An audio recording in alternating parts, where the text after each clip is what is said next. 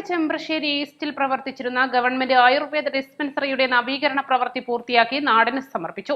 ചടങ്ങ് ഗ്രാമപഞ്ചായത്ത് president T C Ramisha ഉദ്ഘാടനം ചെയ്തു. പാണ്ടിക്കാട് ഗ്രാമപഞ്ചായത്തിലെ വാർഷിക പദ്ധതിയിൽ ഉൾപ്പെടുത്തിയ ഗവൺമെന്റ് ആയുർവേദ ഹോസ്പിറ്റൽ നവീകരിച്ചതിന്റെ ഉദ്ഘാടന കർമ്മമാണ് നിർവഹിച്ചിട്ടുള്ളത്. നമ്മുടെ പഞ്ചായത്തിൽ ഏറ്റവും കൂടുതൽ സേവനം നൽകുന്ന മേഖലയാണ് ആയുർവേദ ഹോസ്പിറ്റൽ.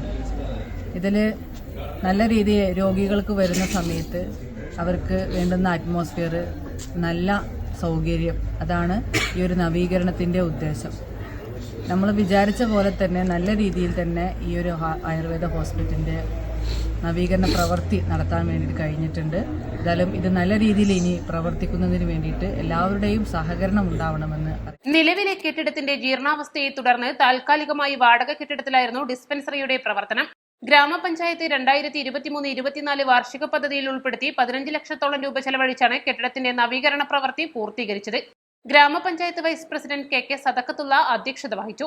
സ്ഥിരസമിതി അധ്യക്ഷരായ P Suneer, T K Rabiyath, Ayishumma, മറ്റ് പഞ്ചായത്ത് അംഗങ്ങളായ T Sreedevi, K Subaida, Sankaran Korambayil, P R Rohilnath, K Vijayakumari, Suhara, panchayat secretary Ansiyalal, ആസൂത്രണ സമിതി ഉപാധ്യക്ഷൻ T H Bapputty, doctor N K Nishana തുടങ്ങിയവർ സംസാരിച്ചു.